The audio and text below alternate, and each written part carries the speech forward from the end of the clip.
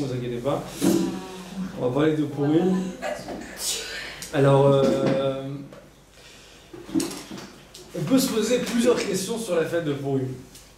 Alors, la première, déjà, à votre avis, comme on le sait, ça avait été ça, je ne sais pas si on aura le temps d'expliquer ça aujourd'hui.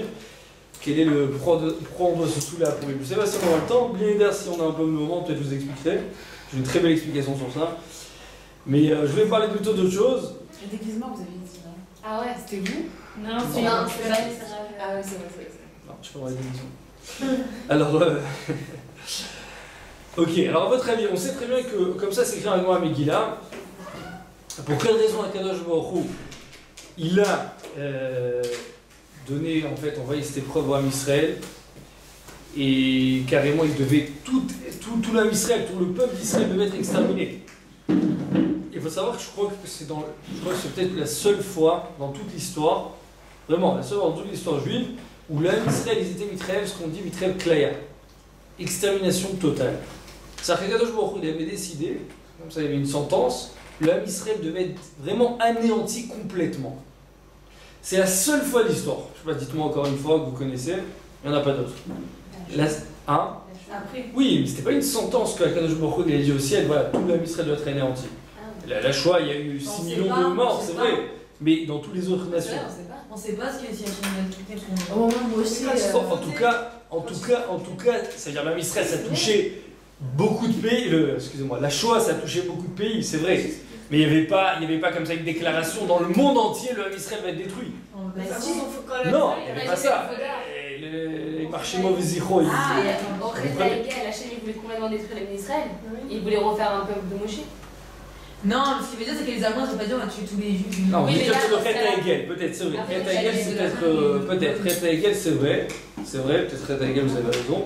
Mais en tout cas, on va dire, à part Chet Hegel, on n'a pas retrouvé comme ça. Vous imaginez, la punition, c'est gigantesque. C'est-à-dire de détruire tout l'Ham Israël. Alors, et à votre avis, pour quelle raison Akadosh Baruch Hu, il a donné cette sentence? Pour une raison. La Gemara a dit dans Megillah une raison. Bon, il y en a, on va dire une et demie. Mais on va dire celle qui est très connue, c'est quoi? C'est quoi la raison? Alors, c'est quoi la raison? Ouais, c'est exactement ça. Ils ont profité du. Ce qui est écrit avec moi, en tout cas, c'est qu'ils ont profité du Mishté de Achashverosh. Ils ont profité du Mishté de Achashverosh, Nehenu Meseudato Sheloto Racha. Et pour cette raison, la loi nous dit tout l'Ham Israël devait être détruit, exterminé complètement. D'accord? Alors maintenant, à votre avis, combien de personnes du Ham Israël ont assisté à ce repas? C'est tout le monde, ça fait rien. Tout le monde, je Non. Alors, il y a seulement. Alors, le Maggid Mesharim, je ne sais pas si vous avez entendu parler de ce livre. Maggid Mesharim, vous avez déjà entendu parler de ce livre? Non. Alors, Maggid Mesharim, c'est quoi? C'est en fait le Beth Yosef, qui est l'auteur du Shulchan Aruch. Comme ça, c'était connu, hein, c'était quelque chose de connu. Il étudiait tous les soirs avec un malach. Il y avait un ange qui venait lui enseigner la Torah. Et plusieurs fois, d'ailleurs, j'ai rencontré ça dans la halakha plusieurs fois. On voit, c'est écrit, comme ça, c'est rapporté dans le Maggid Mesharim, donc ce livre. Et le Maggid Mesharim, en fait, c'est un malach, un ange qui a enseigné au Beth Yosef. Il lui a dit voilà, cette halakha, il faut au ciel, d'accord, carrément, au ciel.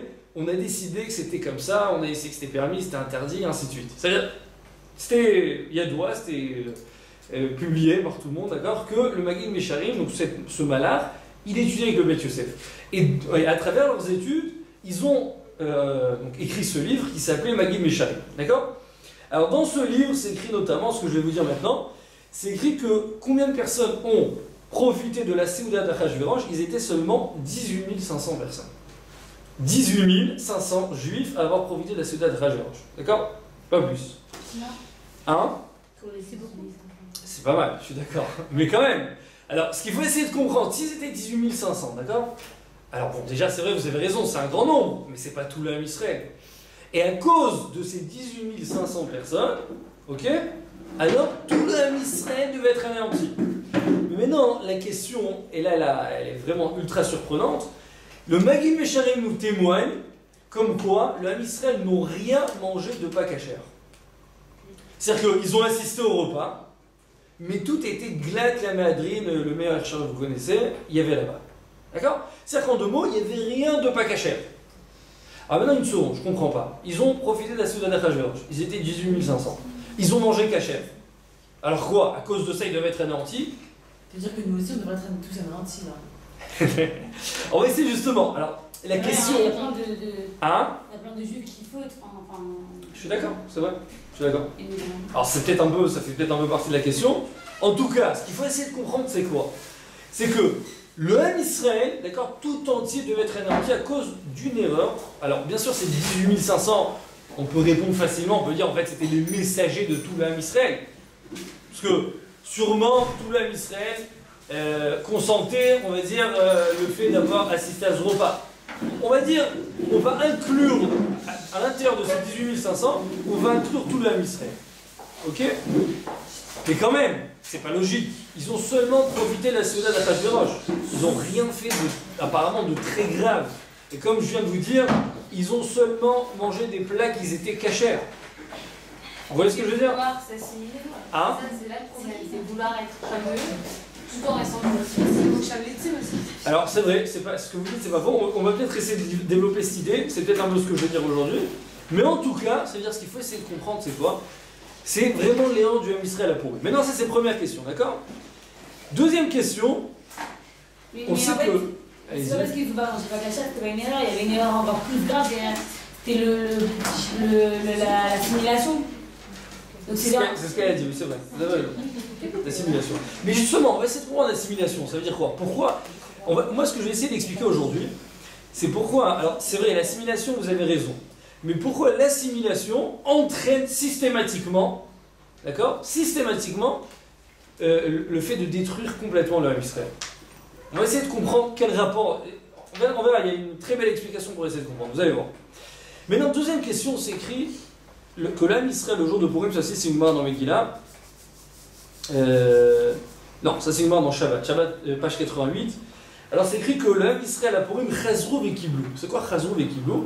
On a d'abord reçu la Torah au Mamad Sinai, d'accord? Et là-bas, comme on le sait, c'est écrit que c'était Bekfia, c'est-à-dire contre notre gré, contre notre volonté. Parce que comme c'est raconté là-bas, Akash Baruch Hu nous a mis donc, en bas du Har Sinai. Il a mis la montagne sur notre tête. Vous imaginez? C'est-à-dire il prend la montagne, il la met sur notre tête. Il dit voilà, c'est simple. Vous la recevez ou je vous enterre vivant. Donc on n'avait pas le choix. On est d'accord? On n'avait pas le choix que d'accepter. Et d'ailleurs, je pense que ça aurait été un bon argument pour éviter, bon, on espère ne pas avoir besoin d'éviter, mais en tout cas, d'éviter le Guéhinam. On aurait pu dire à Akash Baruch Hu, bon, c'est pas de notre faute, tu nous as obligés à recevoir la Torah. Si je ne l'ai pas accompli, c'est pas de ma faute. Fallait pas m'obliger. Mais la Gemara nous dit dans Shabbat, page 88, Chazrou vekimou. C'est quoi Chazrou vekimou? Kimou, c'est-à-dire que on a reçu à nouveau la Torah. C'est-à-dire qu'à Purim, c'est un nouveau don de la Torah. Et cette fois, c'était de plein gré. Purim, c'était de plein gré. Alors la même chose, peut-être la question, elle paraît aucun rapport avec la première, on va essayer de lier les deux dans la réponse. Mais en tout cas, ce qu'il faut essayer de comprendre, c'est qu'on nous dit comme ça, on nous dit que le Ham Israël, à Purim, ils ont eu un déclic. Et ce déclic a entraîné qu'ils voulaient recevoir la Torah de plein gré. Alors là, tout de suite, la question, quel rapport le Nes, le miracle de Purim, nous a, on va dire, fait vouloir, d'accord, recevoir la Torah de plein gré. Vous voyez la question, c'est quel rapport? Pourquoi Purim, particulièrement Purim, d'accord? C'est-à-dire qu'on voit, par exemple, Hanouka, c'est pas écrit ça sur Hanouka, d'accord? C'est pas écrit ça ni sur Sukkot, ni sur Pessah, c'est écrit seulement sur Purim. Purim, on a voulu recevoir la Torah de plein gré. De quoi? De plein gré. De plein gré. Exactement. Alors, d'accord, donc deux questions qu'on va essayer les Hashem de répondre. Alors, pour résumer, première question. En quoi cette erreur du Ham Israël était tellement grave, et c'est ce qui allait, comme je vous ai dit, découler l'anéantissement total du Ham Israël. Alors, c'est vrai qu'ils se sont assimilés, mais comme vous dites aujourd'hui, par exemple, malheureusement, il y a plein de juifs aussi qui sont assimilés, quoi. Voilà, qui sont assimilés, on les reconnaît même plus. Et d'un autre côté aussi, ce qu'il faut essayer de comprendre, pourquoi le Nes, le miracle de Purim, nous a donné envie de recevoir la Torah de plein gré avec notre propre volonté. D'accord? Alors on va essayer d'expliquer Bezrat Hashem. Alors comme ça. Alors déjà, je peux vous faire remarquer autre chose qui est intéressant. On va essayer de développer, on va donner des exemples. On sait qu'il y avait 2 fois, Akadosh Baruch Hu, il a voulu, si on peut dire, anéantir 2 peuples. C'est ce qu'on appelle le Dor HaMaboul et le Dor HaPalaga. Dor HaMaboul, comme vous le savez, Akadosh Baruch Hu, il les a détruits. Il les a anéantis complètement. D'accord? Dor HaPalaga, c'est en fait cette génération qui voulait se révolter contre Akadosh Baruch Hu, qui ont fait la tour là, de Babel, exactement. Et là-bas, Hachem ne les a pas détruits. Comment il les a, on va dire, dispersés? En créant les 70 langues qui existent jusqu'à aujourd'hui. D'accord? Donc ils n'avaient plus de compréhension entre eux. Comment ça s'appelle Dor HaPalaga. Alors, on voit que 2 fois, Akadosh Baruch Hu voulait anéantir des nations. Une première fois, qu'est-ce qu'il a fait? Il les a carrément détruits. Une deuxième fois, il les a dispersés seulement. Alors, quelle est la différence entre Dor HaMaboul et Dor HaPalaga? Pourquoi un, il les a détruits, et l'autre, il les a seulement, on va dire, dispersés? D'accord? Alors, comme ça, on sait que... Je vous donne un exemple très simple, d'accord? Imaginez, vous me suivez? Imaginez quelqu'un, d'accord? On va prendre l'exemple du séminaire, d'accord? Une fille, elle vient au séminaire, alors vous avez un règlement à respecter, d'accord? Alors, le règlement, je ne sais pas, vous connaissez sûrement mieux que moi, mais on va dire, imaginez une fille qui arrive au séminaire, elle est censée minimum s'habiller avec une jupe, d'accord? On va dire avec une certaine sniout, d'accord? Imaginez une fille, elle arrive au séminaire, elle s'habille en pantalon, pas du tout de sniout, ok? Quelle va être la réaction, on va dire, de la direction? Non seulement choquée, tu prends tes clics et tes claques et dehors, d'accord? C'est-à-dire que, c'est même pas on va essayer de discuter. On va même pas essayer de discuter. On va dire, t'as rien à faire ici. Vous voyez ce que je veux dire? Tu n'as rien à faire ici. T'as un règlement, t'es complètement hors contexte. Vous voyez ce que je veux dire? T'es complètement hors contexte. Mais non, il peut y avoir, par exemple, un autre cas. Une fille, elle va venir au séminaire. Alors, on va dire, elle va pas respecter dans la plus grande des précisions le règlement, mais quand même, elle va rester à peu près dans les normes, dans les règles. Vous comprenez? Elle va pas aller à tous les cours. Je sais pas moi, elle va. On n'a pas le droit de smartphone, elle va venir avec un smartphone. On va dire des petits trucs qui vont déranger. Ça dérange beaucoup. Ça dérange beaucoup. Ah, c'est comme le pantalon, d'accord. Bon, vous me prendrez d'autres exemples. Alors. Elle arrive en retard en cours. Voilà, elle arrive en retard. Par exemple. Donc là, qu'est-ce qu'on va lui faire? On va lui faire des petites réflexions, ou des petites ou des grandes, mais en tout cas, on va essayer de la remettre sur la bonne voie. D'accord? Mais on ne va pas la virer. Quelle est la différence? Quelle est la différence? C'est que la première, elle n'a pas compris la base, exactement. Elle n'a pas compris la notion du séminaire. Alors que la deuxième, elle sait ce que c'est un séminaire. Mais on va dire, elle a du mal à adhérer totalement. Vous comprenez? C'est comme, par exemple, quelqu'un il va se faire accepter dans un travail. La même chose, il va se faire accepter dans un travail, on va lui dire, tu sais quoi, tu as des horaires à respecter, tu dois arriver le matin à telle heure, tu dois repartir le soir, tu dois faire ton boulot, et ainsi de suite. Ok? Lui, il va aller au travail, il va arriver tous les jours en retard. Tous les jours en retard, qu'est-ce qu'on va lui dire?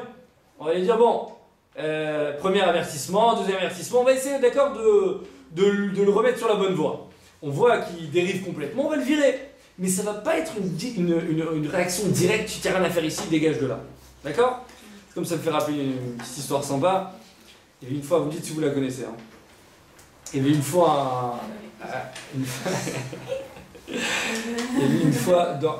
quelqu'un qui était au chômage, il voulait trouver un boulot. Alors il a été à la NPE. D'accord? Il a été à la NPE. Pôle emploi. Pôle emploi. Ouais, ça a changé maintenant, c'est là. Pôle emploi. Alors Pôle emploi.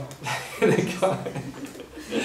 Il va à Pôle emploi et là-bas, on lui propose un travail. On lui dit allez, au zoo, le lion qu'on avait d'Afrique, il est mort. Il est mort. Vous la connaissez? Non, on la connaît pas. Non, mais c'est pas grave, c'est pas grave. Elle est hyper drôle. On la connaît pas, non. Bon, laissez tomber alors, je passe à. Il y en a qui la connaissent. On y remonte, c'est vraiment connu. Moi, je connais pas. Bon, alors à Pôle emploi. Alors, ils ont dit voilà, le lion d'Afrique, il est mort. On a besoin de quelqu'un qui vient se déguiser, bon, bientôt c'est pourri, et qui va faire des rugissements comme le lion, d'accord? Vous savez imiter un lion, quoi. D'accord? Donc devant tout le monde, comme ça. Alors lui, il dit, je ne vais pas m'afficher devant tout le monde déguisé en lion, ça va pas ou quoi? Et dit, bon, c'est à prendre ou à laisser, vous êtes au chômage, le prochain mois, vous n'avez pas de travail. Bon, bien qu'en France, on peut essayer d'avoir pas mal de. de congés payés, on va appeler ça comme ça. Alors lui, il a dit ok, bon vas-y, allez, j'accepte, pour 6 mois, j'ai pas le choix, j'accepte. Il accepte, il va au zoo, il arrive là-bas, et il se déguise au premier jour devant tout le monde, il fait d'accord des rugissements de lion, waouh, waouh, et les enfants ils le regardent, papa, regarde le lion qui vient d'arriver, truc. Au bout de quelques jours, il faut entrer dans la cage une lionne. Il faut entrer dans la cage une lionne, et lui il veut la voir arriver comme ça, il fait maman, waouh, une lionne, waouh, elle va me manger tout cru. Donc il voit comme ça la lionne qui est en train de s'approcher petit à petit, et lui il commence à faire schéma, il a des sueurs froides, il dit comment je vais faire, je vais mourir, mes trucs. Il fait schéma Israël. Après le lion elle s'approche vers lui, elle est nez à nez en face de lui, c'est fini, c'est maman. Il le regarde, il fait toi aussi tu viens de la prendre. Et après ils ont commencé à discuter entre eux, les enfants qui étaient autour, ils disent regardez c'est des mythos, ils sont déguisés là. Donc là qu'est-ce qu'on a fait? On les a pris, on les a virés du zoo. En 2 mots, quand tu vas dans un travail, d'accord, tu vas dans un travail, si tu respectes tes fonctions, alors même si tu dérives un petit peu, on te laisse à l'intérieur. Quand tu n'as pas compris ce que tu faisais là-bas, qu'est-ce qu'on fait? On te prend et on te dégage de là. D'accord? Alors on dit c'est exactement la même chose, d'accord? Le comportement d'Akadosh Baruch Hu à l'égard des êtres humains. Je m'explique. Dora Maboul, c'est quoi Dora Maboul? Dora Maboul, d'accord, c'est une génération qui avait complètement perdu, mais complètement, d'accord, perdu les notions de ce que c'est être un être humain. D'accord? C'est-à-dire que, on va dire, comme on dit, Derech Kanmat la Torah, les bonnes manières, les bonnes coutumes, là-bas, ils avaient complètement perdu le sens minimal. C'est quoi un être humain? Ça veut dire qu'il n'y avait plus de notion de ce que c'est un mari et une femme, d'accord? C'était la déprave totale. L'argent de l'autre n'a plus aucune importance. Son argent, je peux me la procurer comme si c'était la mienne, il n'y a plus de différence. C'est-à-dire, ils ont dépassé toute limite. Remarquez, par exemple, les animaux, par exemple, d'accord, il n'y a pas vrai... C'est sûr qu'il y a des limites, mais ça veut dire que ce n'est pas les mêmes limites qu'un être humain, vous comprenez? C'est-à-dire que, je pense pas, bon, après, on connaît, des fois on dit, il y a les lions, ils ont leurs limites à eux, et c'est vrai, il y a ça aussi. Mais on va dire, on va prendre n'importe quel autre animal, d'accord, normal en tout cas, pas un lion, alors, on va dire, c'est un peu, chacun fait ce qu'il veut, vous voyez ce que je veux dire? C'est ça la différence entre un être humain et les animaux. Un être humain, il sait que quoi, qu'il doit respecter, même, je parle même des non-juifs, hein, je ne parle pas spécialement des juifs, d'accord? Même les non-juifs, on sait que quoi qu'on vit dans ce monde, on a des principes à respecter. C'est-à-dire, je vous donne un exemple, c'est écrit par exemple dans la vote des Rabbi Nathan, c'est écrit que Akadosh Baruch Hu, il a créé chaque être humain avec un col, c'est quoi un col? Avec une voix différente. Une voix différente. Pourquoi une voix différente? Pour qu'on puisse se démarquer chacun.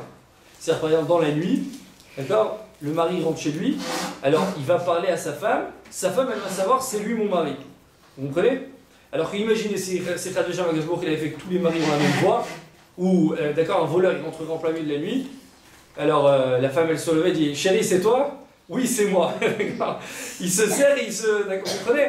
Donc, il dit pour éviter la déprave, pour éviter le vol, Akadosh Baruch Hu, qu'est-ce qu'il a fait? Il a différencié les voix entre chaque être humain. D'accord? Chacun, il a sa propre voix. Maintenant, la deuxième chose que c'est écrit dans la vote des Rabbi Nathan, c'est écrit la Neimout. C'est quoi la Neimout? C'est-à-dire que chacun va apprécier, va aimer autre chose.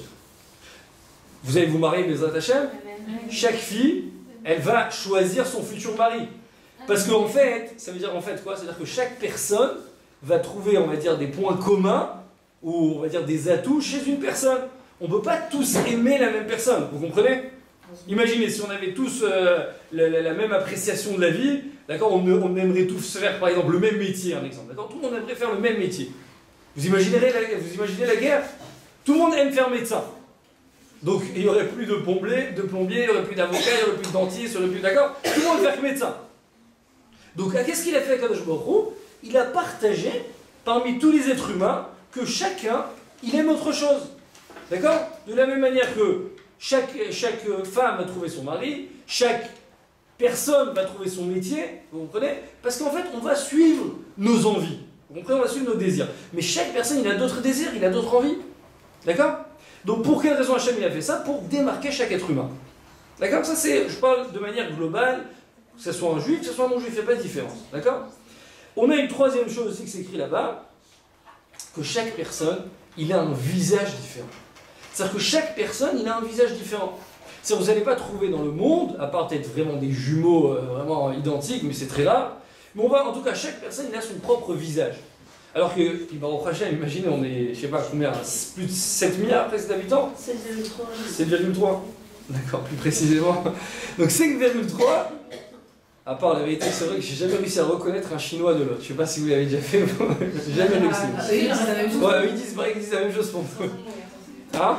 C'est en train de mourir, tu t'es passé, il en reste pas. Bon, Miskini, mais en tout cas, chaque visage, il est censé être différent. Pourquoi? Parce qu'Akadosh Baruch Hu, comme il nous a créé, donc ça veut dire qu'en fait, dans la nature humaine, qu'est-ce qu'on a? On a, première chose, on a les animaux. D'accord? On va dire, pour classifier, d'accord, un peu la nature humaine. On a les animaux, d'accord, c'est la première classe, on va dire. D'accord, ou la dernière classe, si on veut. On peut appeler ça comme ça. Deuxième niveau, c'est quoi? C'est les êtres humains. Les êtres humains, Akadosh Baruch Hu leur a donné une spécificité, chacun selon, comme on a dit, son visage, ses envies. D'accord, chaque personne, on va dire, il a son être, d'accord, qui lui appartient à part entière. C'est-à-dire que vous n'allez jamais retrouver deux personnes identiques dans le monde. C'est impossible. D'accord? Mais non, on a une troisième catégorie, c'est ce qu'on va essayer d'expliquer maintenant, c'est le Ham Israël. Le Ham Israël, c'est une troisième catégorie. Et cette troisième catégorie rentre dans aucune autre catégorie. Vous voyez ce que je veux dire? Dans aucune autre catégorie. Mais non, avant de continuer, qu'est-ce qu'on a essayé d'expliquer jusqu'à présent? Akadosh Baruch Hu, il a dit comme ça, le Dor HaMaboul, c'était quoi? Le Dor HaMaboul, c'était une génération qu'ils ont complètement perdu les repères de ce que c'est un être humain. Alors Hachem, il a dit, puisque vous avez perdu complètement vos repères, alors, d'ailleurs, on ne savait plus différencier entre un animal d'un être humain, Akadosh Baruch Hu, il a dit, vous n'avez plus rien à faire dans ce monde. Parce que un être humain, il peut rester être humain tant qu'il comprend qu'il a une mission différente des animaux. Vous comprenez? Il a un comportement qui va être différent des animaux. Mais quand toi, on va dire, tu te mélanges, d'accord, à travers les animaux, il n'y a plus de différence entre toi et un animal, Hachem il dit, je t'anéantis, tu n'as plus rien à faire dans ce monde. Alors que dans Apalaga, c'était quoi dans Apalaga? C'est pas qu'ils se sont seulement révoltés, ils se sont révoltés contre Hachem. Mais d'un autre côté, il y avait de la hardoute, il y avait de la fraternité entre eux, vous comprenez? Donc Akadosh Baruch Hu a dit, vous avez encore conscience de ce que c'est un être humain. Vous faites partie encore des principes de la nature. Alors qu'est-ce que j'ai à faire? J'ai seulement à vous disperser pour arrêter cette révolte. Mais je n'ai pas à vous anéantir. Vous comprenez la différence? Mais non, alors qu'est-ce qu'on a compris de là? On a compris de là que chaque personne, il est vraiment, on va dire, il a sa propre vocation, il a sa propre génialité. Voilà, on va appeler ça comme ça, d'accord? C'est comme, ça me fait penser, j'ai lu une histoire très sympa là récemment. Il y a une fois, une femme, elle avait des grands problèmes de Shalom Bayit avec son mari. Très grands problèmes de Shalom Bayit, d'accord? Et chaque fois qu'ils allaient voir le Hadmour, je ne vois plus c'était quel nom du Hadmour, bon, c'était un nom un peu difficile à retenir, d'accord? Voilà. Et là-bas, c'était raconté comme ça que à chaque fois ils allaient chez l'Admour et ils disaient Rabbi, j'en peux plus, ma femme, mon mari. Et à chaque fois ils leur donnaient d'autres zgoulottes, d'autres moyens de réconfort. Bon, à chaque fois on va dire, il essaie de retrouver un terrain d'entente. Un jour, ils sont venus les deux, c'est en explosant, on n'en peut plus, vraiment on n'en peut plus, c'est fini, on n'en peut plus. Et voilà, donnez vraiment une zgoula qui va tenir. Alors il leur a dit comme ça, il a dit, j'ai une très bonne zgoula pour vous, vraiment magnifique. Il dit, regardez, la femme, il parle à cette femme, il dit, regardez, elle va aller tous les vendredis, avant Shabbat, faire la vaisselle de 3 voisines. Juste avant Shabbat, elle est 3 heures avant Shabbat, elle va chez 3 voisines faire la vaisselle. Et je peux vous assurer, c'est la meilleure zgoula. Elle fait ça toutes les semaines, vous allez voir, vraiment, vous allez avoir un Shalom Bayit parfait. D'accord? Ah non, il dit, ok. Bon, elle, sans réfléchir, le Hadmour, zgoula, vaisselle, elle comprend pas trop, d'accord? Alors, premier vendredi, elle toque chez la voisine, toc. Voilà, j'ai une zgoula du Hadmour, la vérité, il m'a demandé de venir faire la vaisselle chez vous. Je sais que vous ne comprenez pas, moi aussi je comprends pas, mais j'écoute, j'accepte. Alors il dit, bon, vous voulez faire la vaisselle avec plaisir, allez-y, rentrez. Hein? C'est par ici? Quoi, allez-y, c'est par là, il n'y a pas de problème, en plus on n'a pas de la vaisselle chez nous. Allez-y, elle rentre, elle commence à laver la vaisselle, tout ça. Et entre-temps, elle entend le mari de la femme, il lui hurle dessus, il lui dit, mais T'as mis où mes habits? Est-ce que t'as fini ça? Est-ce que t'as fait ça? Est-ce que t'as truc ça? Et elle, elle sait pas où se mettre et tout, elle est en train de nettoyer la vaisselle. Et elle entend les hurlements de l'un, le petit qui manque son truc. Alors t'as lavé les enfants, alors t'as fait ça. Alors vous connaissez l'ambiance de Erev Shabbat. Alors elle entend ça, elle entend ça. Bon, elle est sous le choc. Bon, elle a terminé la vaisselle, elle est passée la prochaine voisine. Elle arrive là-bas, elle toque, Oh, ok, elle rentre, elle dit voilà, ce bout-là, du Admour, je dois faire la vaisselle chez vous et tout. Bon, avec plaisir la vaisselle, allez-y, rentrer, tout ça. Elle entre là-bas, elle a toujours la même chose, le mari qui hurle sur la femme sur le mari, les enfants, les trucs. Elle regarde ça, elle est d'accord. Elle assiste à la scène comme ça, elle est choquée, elle dit c'est quoi cette ambiance et tout. Bon, elle passe chez la troisième voisine, et là la même chose, elle toque, tout ça, la vaisselle, le truc. Et là-bas, les assiettes qui partent en l'air, les trucs, d'accord? C'est le balagan, c'est le truc. Elle sort de là-bas, elle court chez son mari, elle dit chérie, t'es le meilleur, je savais pas que je me démarrais avec le meilleur. Et il dit mais franchement, mais c'était de la crème à côté des autres maris. Je m'imaginais pas que c'est. J'étais là-bas, tu te rends pas compte, j'ose même pas te raconter, c'est du lachonara si je te raconte. D'accord, ce qui se passe chez les autres et tout. Finalement, qu'est-ce qu'il m'a dit le Admour? Il a dit toi tu te plains de ton mari, tu crois qu'il y a toujours mieux, d'accord? Tu crois que la pelouse de l'autre est plus verte que la tienne, vous connaissez ça? Et il dit mais va voir chez les autres, va prendre conscience. Alors bien sûr il a mis dans le moment, on va dire le propice, d'accord? Propice au Shambaït. Donc il est au moment de Erev Shabbat. Mais qu'est-ce qu'il lui a fait comprendre? Il a juste fait comprendre une chose, un message. Le mari que tu t'es marié avec lui, d'accord? C'est le meilleur pour toi.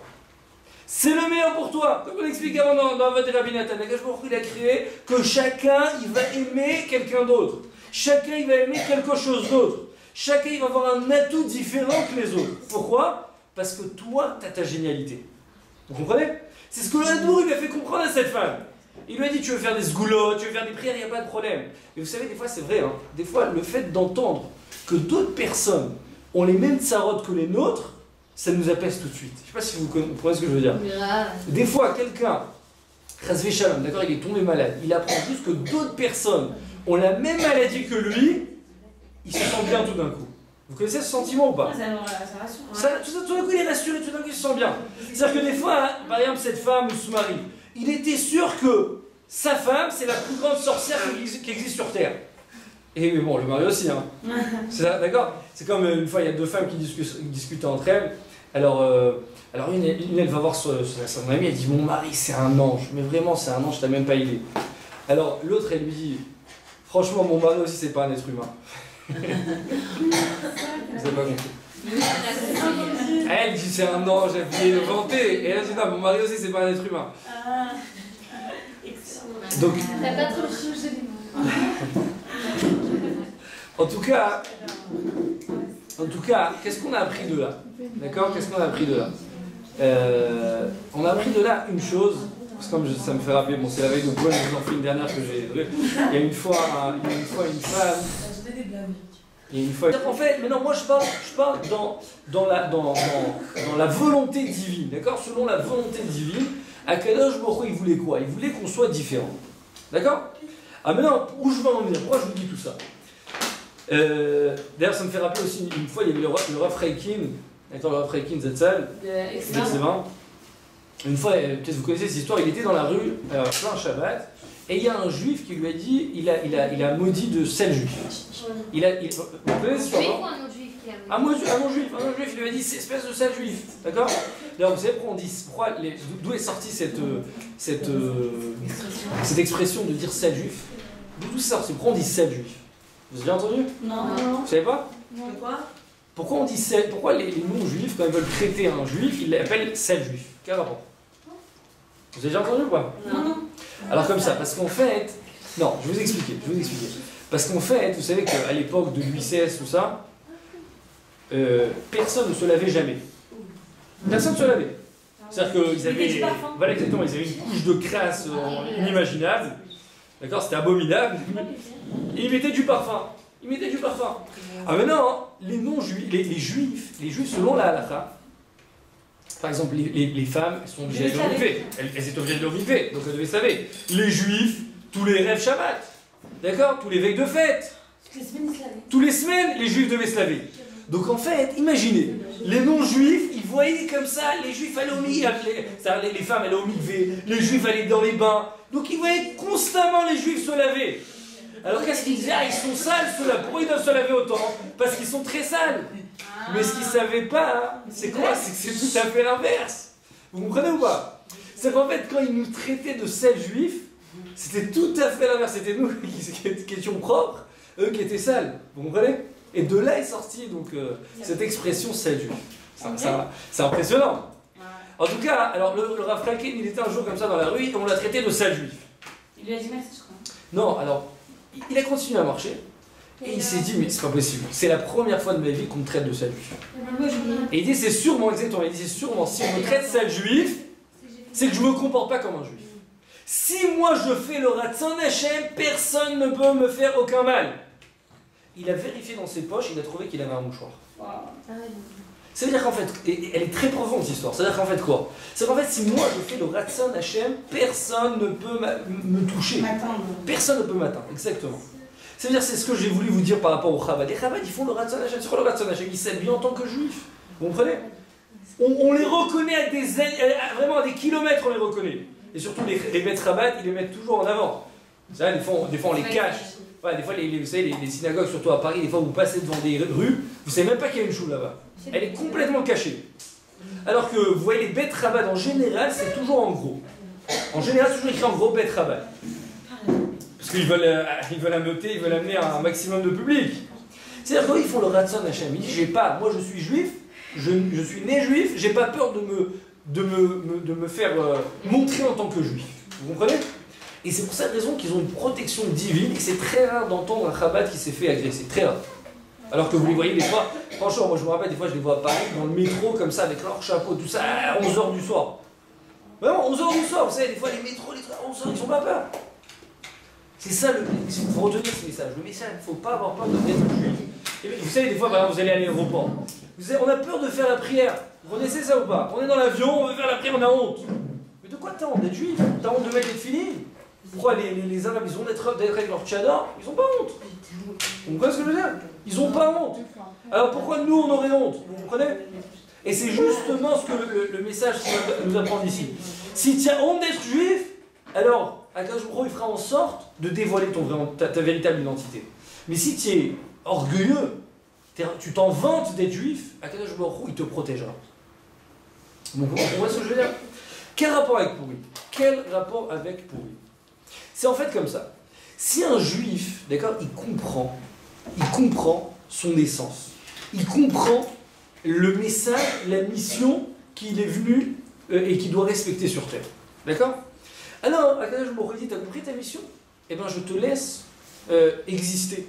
Je te laisse exister et je te laisse et je te considère toujours en tant que peuple élu. Mais maintenant, qu'est-ce qui s'est passé à Purim? Si on essaie de comprendre un peu leur raisonnement, je parle de la psychologie des Juifs à Purim, d'accord? Qu'est-ce qui s'est passé à Purim? Alors, on a dit, mais ils ont seulement mangé dans la Séouda d'Achashverosh. Vous comprenez? C'est-à-dire que, et comme je vous ai dit tout à l'heure, dans le Maggid Mesharim, c'est écrit, ils ont mangé kasher. Alors, quel était le problème? Quel était le fond du problème? Ils ont fait aucun mal. Alors là, je viens de vous expliquer, selon ce que j'ai expliqué, selon en fait toute l'introduction. C'est qu'en fait, comme ça, le Ham Israël, pourquoi ils ont voulu profiter de la Séouda d'Achashverosh? Qu'est-ce qui se cachait derrière ça? C'était pour quelle raison Mordechai, il a fait écran à tout ça. Il a dit, je veux pas, n'y allez pas. Je ne suis pas d'accord avec votre comportement. Pourquoi? Parce qu'il a dit comme ça, il a dit ce que vous pensez à l'intérieur de vous, c'est quoi? C'est qu'un juif, il ne doit pas se séparer des nations. Eux, ils se sont dit comme ça, pourquoi vivre en tant que juif? Pourquoi être différent des autres? Ils se sont dit, mais non, Achashverosh, il a fait dans son royaume, il a fait des repas, d'accord, majestueux pour tout le royaume. Alors il dit, voilà, il nous a invités, une invitation personnelle. Ça veut dire quoi? C'est qu'il est en train de nous rapprocher vers lui. Il veut qu'on soit comme lui. Il veut qu'on vive comme lui. Alors, les Juifs, ils ont dit, mais il n'y a pas de problème. Il n'y a pas de problème, on va adhérer à leur vie. On va adhérer à leur, je sais pas moi, culture, d'accord? Culture, non, ça peut être dans la science, ça peut être dans tout, d'accord? On va essayer d'adhérer à leur culture. Et finalement, donc qu'est-ce qu'ils ont essayé de démontrer le Ham Israël à travers cette Anna de la Séouda d'Achashverosh? On est comme les non-juifs. Vous comprenez? C'est-à-dire qu'il n'y a rien qui nous différencie. Akadosh Baruch Hu, il a dit, si vous êtes en train de détruire votre identité, les réactions, mais systématiques, c'est quoi? C'est la destruction du Ham Israël. C'est-à-dire que tant qu'on est appelé peuple juif, Akadosh Baruch Hu dit, vous êtes peuple juif. Pourquoi? Parce que vous êtes différents, vous faites partie de la troisième classe, comme je vous ai dit, il y a les animaux, les non-juifs et les juifs. Vous comprenez? Vous faites partie de la troisième classe, vous êtes différents, alors je peux vous laisser vivre sur Terre. Mais si vous êtes en train d'anéantir cette troisième classe, pourquoi? Parce que vous dites, je suis comme eux, il n'y a rien qui me différencie. Qu'est-ce qu'il dit à Kadosh Baruch Hu directement? Je suis là pour vous détruire. Vous avez compris le message ou pas? Oui. Alors maintenant, si on essaye de comprendre, et là c'est vraiment magnifique, pourquoi Kadosh Baruch Hu, d'accord? Et alors il nous a mis la Torah sur notre tête, et il a dit vous êtes obligés de l'accepter. Oh, accepter la Torah de Ouais, mais il nous a fait, c'est-à-dire vraiment il nous a obligés, d'accord? Contre notre gré. Alors qu'à Purim, on a dit que quoi? À Purim, tout d'un coup ils ont eu le déclic, ils ont dit on accepte la Torah.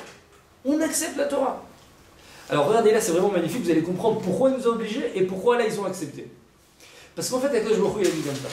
Il a dit, regardez ma réaction, mais directe, c'est quoi? C'est que vous allez être anéantis. D'accord? Le Ham Israël, ils ont commencé à réfléchir. Ils se sont dit, pourquoi on va être anéantis? Qu'est-ce qu'on a fait de mal? Alors ils ont compris que quoi? Ils ont compris qu'ils ont voulu maintenant s'assimiler. Et quel est le problème de l'assimilation? C'est qu'on est en train de quoi? De couper en fait cet écran qu'Hachem avait mis, on va dire, avait inculqué à l'intérieur de la nature. D'accord? Alors, tout de suite, ils ont compris que quoi? Que eux, ils sont différents. Ils ont une autre vocation sur Terre. Alors maintenant, les Israël, ils se sont dit comme ça, c'est-à-dire quoi? C'est-à-dire qu'en fait, nous et la Torah, c'est pas, je suis obligé de quoi? D'adhérer à la Torah. C'est pas, je suis obligé de quoi? D'admettre la Torah. C'est que le Ham Israël et la Torah, c'est une entité. C'est-à-dire que qu'est-ce qui va me faire vivre? Quelle va être mon essence? D'accord? On va dire, qu'est-ce qui va me donner ma vitalité? C'est quoi? C'est la Torah. Sans elle, j'ai rien à faire sur Terre. Vous comprenez? Sans elle, j'ai rien à faire sur Terre. Donc en fait, les Israël, ils se sont dit comme ça. Ils se sont dit, si maintenant, je me différencie pas à nouveau des non-juifs, je n'accepte pas la Torah, alors tout de suite, mais c'est-à-dire c'est systématique, je m'auto-détruis. Vous comprenez? Alors maintenant, ça veut dire comme ça. Quand Akadosh Baruch Hu leur a mis la Torah et leur a mis la montagne sur leur tête, c'est pas qu'il leur a dit je veux que vous acceptiez la Torah. C'est qu'il leur a dit je vous laisse. Sans la Torah, Il leur a dit exactement, il leur a dit je vous laisse pas le choix, car sans la Torah, vous n'avez aucune raison de vivre sur terre. Vous comprenez? C'est comme si, imaginez, quelqu'un il dit je veux plus manger, je veux continuer à vivre. C'est possible? Non. Alors même Israël comme ça, Akadosh Baruch Hu a dit comprenez, si vous acceptez pas la Torah, vous n'avez rien à faire sur terre. Je serai obligé de vous détruire. Donc là, puisque vous n'avez pas encore compris ce message profond, je suis obligé de quoi? De vous faire admettre la Torah contre votre volonté. Et à Purim, le Ham Israël, ils ont eu le déclic, ils ont compris que sans Torah, on s'auto-détruit, on n'a plus rien à faire sur terre. Et c'est pour cette raison qu'ils ont accepté la Torah, d'accord, de plein gré. Vous avez compris ou pas? Ouais. Ça explique vraiment le message de Purim vraiment dans son essence au plus profond des choses. C'est-à-dire qu'en fait, Purim, c'est quoi la fête de Purim? La fête de Purim, c'est de comprendre que le Ham Israël et la Torah, c'est une entité. C'est ça ce qu'on va comprendre à Purim. Et que toute notre vie, on ne doit jamais renier nos origines. Jamais renier nos origines. Jamais, jamais, jamais, jamais, jamais, jamais. Toujours garder en mémoire, je suis juif. Et être juif, c'est quoi? C'est une personne qui ne va jamais renier ses origines. Toujours garder en mémoire cette chose-là. C'est-à-dire que ne jamais avoir honte d'être juif. On peut se retrouver dans les pires situations. Je suis juif et je resterai juif. Et il faut savoir que ce qui va me permettre d'avoir la protection divine, c'est une chose. Si je me comporte comme ce qu'Akadosh Baruch Hu avait décidé que je sois, en tant que juif. Mais si maintenant moi je veux m'assimiler au goy, Hachem il sera là systématiquement, mais instantanément pour me détruire. Vous comprenez ce que je veux dire? Parce que j'ai perdu mon essence, j'ai perdu ma vie, j'ai perdu mon air respiratoire. D'accord? Je vous termine. C'est qui le prochain rave? Il y a quelqu'un qui arrive? Ouais. Non, on sait pas. Il vient pas? Il n'est pas venu la semaine dernière? Ah, c'est le suspense. Ouais. Ah non, il vient le mardi. Mais il vient de demander, il avait une. Bon, alors, je vous explique rapidement. En fait, je vais vous raconter une petite histoire, une très belle histoire. Et vous terminez pourquoi à Pourim on doit se saouler, d'après ce que je viens de dire. D'accord? Alors je termine avec une histoire, après je vous dirai, s'il nous reste 5 minutes, je vous dirai pourquoi on se saoule à Pourim. Mais c'est bon, vous avez des questions sur ce que j'ai dit ou c'est clair? Non, c'est clair. C'est clair. Ok, alors il y avait une très belle histoire avec la fille du char. Vous avez déjà entendu parler de cette histoire? La fille du char? Non, pas le Rav Char, le char. Ah, le chat. Le char. Alors le char, pour vous dire qui c'est, alors vraiment c'est un personnage ultra impressionnant. Pourquoi? Parce qu'il est niftar à l'âge de 41 ans. Il est niftar à l'âge de 40 ans, je vais vous raconter tout de suite son histoire, vous allez voir, c'est impressionnant. Et c'est jusqu'à aujourd'hui un des plus grands décisionnaires du Shulchan Aruch. C'est-à-dire que jusqu'à aujourd'hui, par exemple, voilà, au collège, on étudie, on a le Shulchan Aruch, on a à droite, on a le char, et à gauche, on a le Taz. Le char, on va dire la majorité des halachot, on les tranche selon le char. C'était impressionnant sa grandeur dans la Torah, impressionnant. Et pourquoi je vous raconte ça? Parce qu'à chaque fois que je me rappelle de cette histoire, de l'histoire que je vais vous raconter maintenant, je me dis, regardez, malgré les épreuves qu'il a passées, ça ne l'a pas empêché, de devenir un des plus grands, vraiment un des immenses érudits de sa génération. Malgré l'histoire qu'il a passée. Alors je vous raconte rapidement son histoire. Elle est impressionnante son histoire et en fait c'est pour vous expliquer ce que je parle de ne jamais renier ses origines. Alors, il y avait comme ça, le char, en fait il a vécu à l'époque, vous savez, des Cosaques, d'accord? Les Cosaques, et vous connaissez, qui rentraient dans des villes comme ça, ils détruisaient, ils pillaient, ils tuaient tout le monde, d'accord? Et un jour les Cosaques, d'accord? Le char était en train d'étudier. Maintenant, le char, il faut savoir qu'il a perdu sa femme. Le char, il a perdu sa femme, vraiment lorsqu'il était très jeune. Et elle lui a laissé une fille, d'accord? Elle a eu une fille qui avait l'âge de, si je ne me trompe pas, 3-4 ans, d'accord? Sa fille était tombée gravement malade. Vraiment gravement malade, d'accord? Et un jour, il était en train d'étudier comme ça, en train d'étudier à côté du lit de sa fille. Sa fille, elle était alitée, elle était gravement malade. Et lui, il étudiait comme ça, et vous savez, avec le nigoun, avec la mélodie de la Torah, oi, oi, oi, oi, vous savez, une vraie mélodie de Torah. Et sa fille, comme ça, elle était vraiment pas bien du tout, d'accord? Et tout d'un coup, il entend des bruits à l'extérieur, et il entend comme ça que tout le monde est en train de crier, les Cosaques arrivent, ils sont en train de tout piller, ils sont en train de tout détruire, ils massacrent tout sur leur passage. Le char, il entend ça, il prend tout de suite sa fille sur les épaules, et il fonce dans la forêt. Il va dans la forêt, c'était en plus un jour où il faisait très froid, il y avait beaucoup de neige. Il arrive, sa fille elle était gravement malade, d'accord? Elle était vraiment gravement malade. Mais non, il entend comme ça des bruits, il entend, vous savez, vous imaginez la peur, d'accord? Il voit la ville tout entière en train de brûler. Il est avec sa fille dans la forêt comme ça. Mais non, d'un coup, il entend des bruits de chevaux. Il entend des bruits de chevaux, d'accord, dans la forêt, des bruits de chevaux. Et il se dit, purée, les Cosaques, ils sont en train d'arriver dans la forêt. Alors il ne savait pas quoi faire. Et il voit que sa fille, elle va vraiment pas bien, elle est pratiquement en train de mourir. Mais non, qu'est-ce qu'il fait? Il la laisse poser à côté d'un arbre. Parce qu'il ne peut pas, il n'a pas le choix. Il la laisse poser à côté d'un arbre. Il dit, je vais la laisser ici, je me sauve, j'attends que les Cosaques y passent. Et ensuite, je viendrai la récupérer. Il la laisse. Maintenant, il part, d'accord? Il s'enfuit. Il revient 2 heures après. Il voit plus sa fille. Il voit plus sa fille. Il voit plus sa fille. Et maintenant, pendant des années, mais je dis bien des années, vous allez voir, il cherche sa fille dans toute l'Europe. Dans toute l'Europe, il cherche sa fille. Mais vraiment, il va de ville en ville. Il fait vraiment, c'est un peu partout. Il s'est pas dit qu'il l'avait tué? Hein? Non, parce qu'il s'est dit comme ça. Il s'est dit, il n'y a plus son corps. Il s'est dit que lui pensait qu'elle était morte, mais si elle est morte, il l'aurait laissée. Il n'a plus vu son corps, il n'a plus vu aucune trace. Il a vu des traces de chevaux, mais il n'a plus vu de traces, rien d'autre. Et comme ça, il commence à chercher de partout, et plusieurs personnes lui donnent des indications.